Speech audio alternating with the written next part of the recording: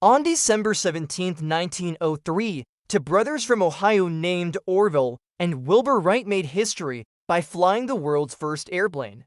The flight lasted only 12 seconds and covered a distance of 120 feet, but it changed the world forever.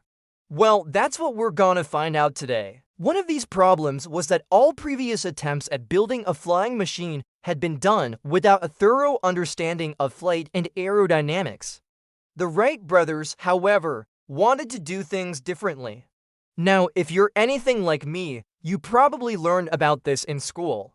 But do you know why their plane was called the Flyer? Well, the Wright brothers were lucky in that they had a rich uncle who gave them enough money to pursue their dream. Orville piloted the plane while Wilbur ran alongside it, holding onto a rope that was attached to the back of the Flyer. The Wright brothers' invention had made the world a much smaller place. As the engine sputtered and coughed, the plane lurched forward and then it rose into the air. It flew for 12 seconds before touching down again. You can also visit the National Air and Space Museum in Washington, D.C. to see the original Flyer. The brothers had flown an airplane for the first time ever. He didn't really understand what they were doing, but he trusted his boys and he wanted to support them. The Wright brothers were avid readers, and as they read about other inventors' attempts to create a flying machine, they began to understand the problems that had been holding back progress. Before they built their Flyer, they spent years studying how a bird or an insect flies. They built a wind tunnel and tested different wing designs to see how they would react in different weather conditions. They also built a device called a kite manometer, which allowed them to measure the amount of lift generated by different wing shapes.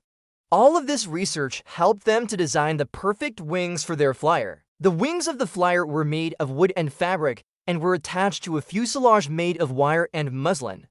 The plane was powered by a small gasoline engine that drove a propeller.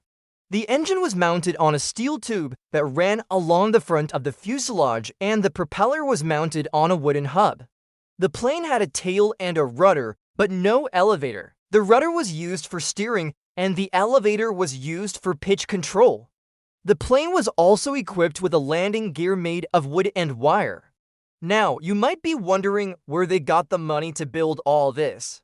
The first flight of the Flyer took place on December 17, 1903 at Kitty Hawk, North Carolina. Their achievement didn't change the world immediately, but within a few years, people were using airplanes to travel across the Atlantic Ocean and even to fight in wars.